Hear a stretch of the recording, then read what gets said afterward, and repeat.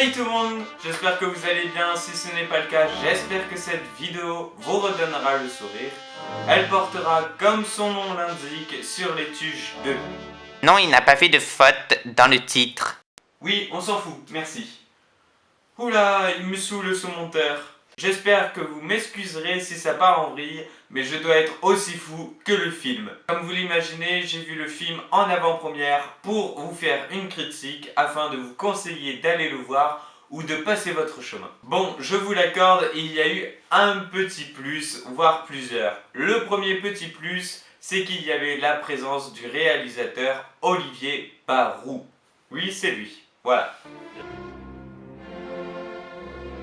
Alors Olivier Barou a notamment réalisé des films avec Cadmerade, mais c'est aussi un très grand acteur. Par exemple, il joue dans un film qu'il réalise lui-même. Je veux bien sûr parler des Tuches 1 et 2, c'est Monsieur Monnier. Il a aussi joué dans Neuilly sa mère, Les Frères des Ours, enfin il donne la voix des Frères des Ours parce que sinon ça serait compliqué. Et il joue aussi dans ou Grrr. Je ne sais pas comment on le dit, hein, mais bon, vous demandez au cougar. Hein.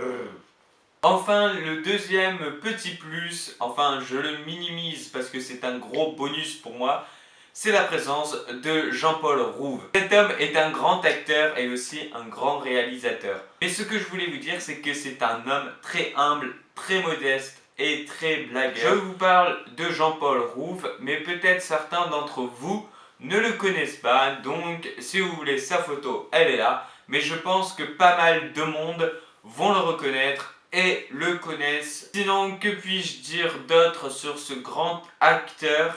Eh bien, évidemment, il a joué dans La Môme, il a joué dans Nos Jours Heureux. Ah, Nos Jours Heureux. Je ne sais pas combien de fois je l'ai regardé en étant petit. Nos Jours Heureux. Oh là là, ça remonte à longtemps. Oh, waouh.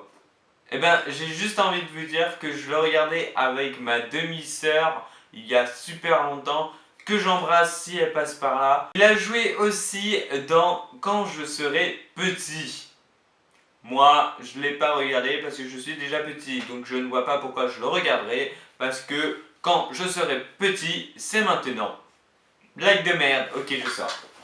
Enfin bref, ce n'est peut-être pas des films que vous connaissez, mais c'était juste pour vous dire que c'est un homme exceptionnel dans les comédies et aussi dans les films émotionnels, vu sa retenue et son humilité. La seule tristesse que j'ai eue et grande déception, c'est que je n'ai pas vu Isabelle Nanty.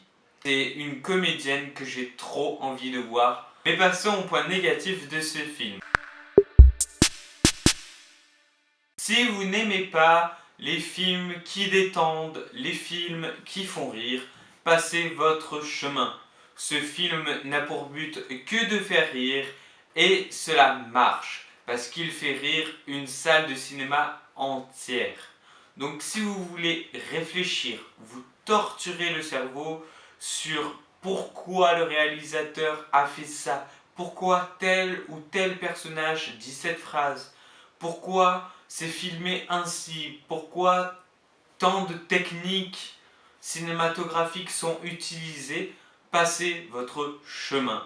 Ce n'est qu'une comédie qui cherche à vous faire oublier le tracas quotidien et pas vous faire réfléchir sur tel ou tel point de la société. Donc je mets cette argumentation comme point négatif pour les cinéphiles intellectuels. J'appelle cinéphiles intellectuels ceux qui vont au cinéma pour se creuser la tête et pour réfléchir tout au long du film. Pour ma part, le deuxième point négatif, c'est une grosse incompréhension.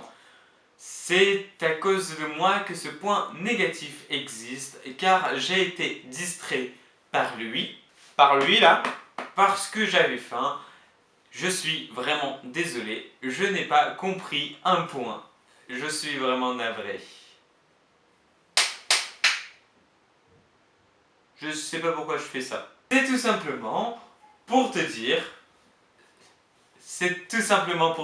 la prochaine fois, tu feras attention. Donc je vais retourner voir ce film pour comprendre ce point-là. Mon incompréhension est sur le fait que dans les Tuches 1, la famille Tuche gagne des millions d'euros au loto. Malgré leur virée à Monaco qui s'est mal terminée, désolé de spoiler si vous ne l'avez pas vu, mais bon, vous l'imaginez bien. Mais malgré ceci, comment font-ils pour garder de l'argent pour aller en Amérique? Le rêve américain, ils vont en Amérique, c'est logique. Mais comment font-ils pour garder entre les Tuches 1 et les Tuches 2 autant d'argent? Mais voilà, c'est pinaillé, c'est chipoté sur un point.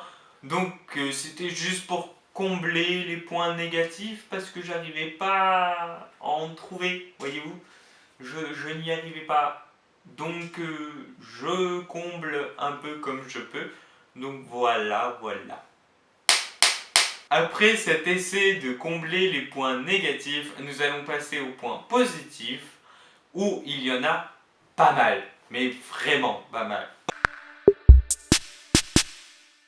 Donc j'ai raccourci, voilà, parce que cette vidéo va être longue sinon. Premier point positif dont je vais me faire lyncher si certaines personnes vont regarder ma vidéo. Malgré que certains disent que c'est un film léger, tant dans l'interprétation que dans l'écriture, ben moi je trouve ça franchement bien écrit. Parce que pour faire rire une salle entière de cinéma, eh bien il faut avoir un bon script. Et juste pour vous dire que l'humour se transmet par les phrases que disent les acteurs. Bien évidemment, il y a la gestuelle, il y a leur accent, mais dans le script, tout est écrit. Malgré qu'il y a de la spontanéité grâce aux acteurs, il faut qu'ils respectent une syntaxe, une phrase, qui respecte quand même un cadre qui est imposé par le script. Donc l'écriture n'est pas légère. Pour rester dans l'humour et l'écriture, le deuxième point positif est que les moments qui sont inventés pour faire rire le font. Les blagues lancées entre frères et sœurs, le décalage entre l'Amérique et la France, en fait le décalage entre un tuche et le monde entier nous font rire. Au final, cette famille est tellement décalée que même dans des situations sérieuses, on ne la croit pas. Par exemple, dans ce Tuche 2, il y a une révélation qui est faite, que je garderai secret, je vous le promets. Bon, en fait...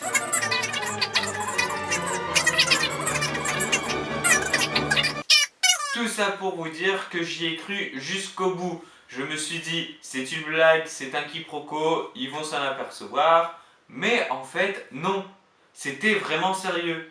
Et je n'y ai pas cru, mais vraiment pas du tout. Troisième point positif, si vous n'aimez pas l'humour qui se dégage du script, le jeu des comédiens ne vous laissera pas indifférent. Leur accent, leur gestuelle, leur jeu est un crève tristesse. Oui, je m'improvise la rousse, hein, j'invente des mots. Les interprétations des personnages qu'ont fait les acteurs sont vraiment attachantes et risibles à la fois, car comme le réalisateur a dit, les initiatives des acteurs ont été gardées. Au final, certains diront que ce film est nul sans donner d'explication ou en critiquant la légèreté de ce film. Mais ce film n'a pour but que de vous faire oublier le tracas quotidien. Et donc, si vous avez aimé les Tuches 1, allez voir les Tuches 2. Donc voilà, j'ai fini ma critique sur ce film. J'espère vous avoir assez bien conseillé. Et pour l'information, il y aura un Tuche numéro 3. Donc sur ce, je vous souhaite une bonne journée et un bon visionnage du film. J'ai failli oublier Tuche pour un et un pour Tuche. Qu'est-ce qu'elle ne me va pas du tout?